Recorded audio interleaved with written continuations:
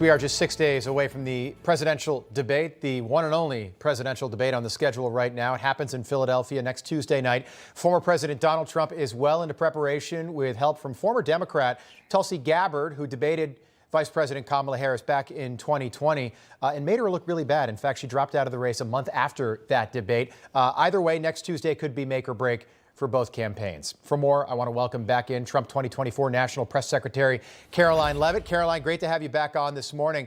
I know Kamala is going to be in your home state, New Hampshire, today, and I want to talk about that. But first, take me through how debate prep is going for the former president. What's he doing?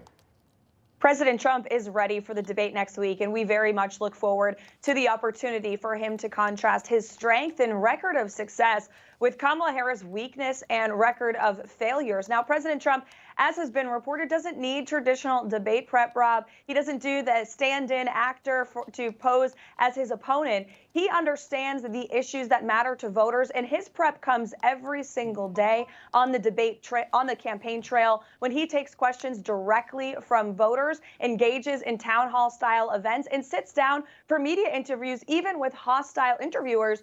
He doesn't care because he has a command of the issues. He understands where this country is and what we need to do to solve the problems that Kamala Harris has created. Unlike Kamala Harris, by the way, who hasn't done a solo sit-down interview since becoming the Democrat nominee. It is day 45 of her not holding a press conference, not doing an interview by herself. That's unacceptable. And her team, by the way, wanted to bring in notes to the debate. You can't bring in notes for a negotiation with Vladimir Putin. You shouldn't be able to bring them into a debate stage. Yeah, it's a good point. I'm wondering if you feel that the Trump campaign has done enough to define Kamala Harris in the minds of undecideds and independents over the last 45 days, and what the plan is over the next 60 days to make sure that people who aren't sure who they're going to vote for yet, when they think of Kamala Harris, they think weak, failed, dangerously liberal, things like that. What's the plan over the next 2 months?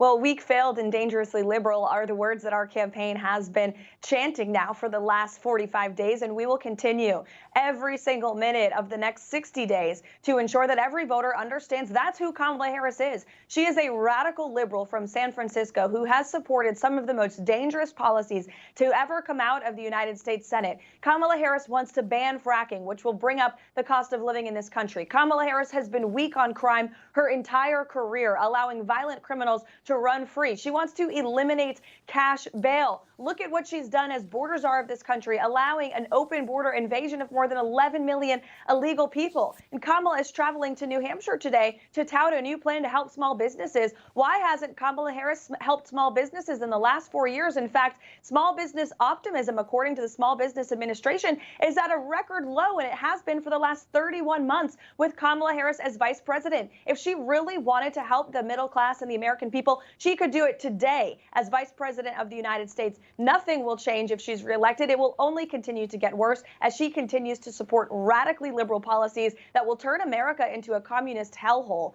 once and for all. Yeah, and we've got Governor Sununu standing by to talk about why Kamala is in deep blue New Hampshire today. Nikki Haley got millions of votes during the primaries. Where do her voters go on Election Day? To President Trump, no doubt about it, because those voters understand that this election is a fight between freedom and communism. This election is a fight between unleashing the might of our energy industry or begging our adversaries to produce our most precious resource for us. This election is a fight between a secure border like we had under President Trump's first term and deporting violent criminals who rape and murder women across this country versus giving them a free ride paid for by the taxpayers to the city of their choice with prepaid debit cards and a stay in a luxury hotel. That's what Kamala Harris has done to this country over the last 4 years. That's what will continue to happen. If she's given a promotion, she doesn't deserve that. She deserves to be elected out of office based on her record. And we need President Trump again, who has a strong record of success of bringing peace back to this world, securing the border, and minimizing inflation and gas prices in this country.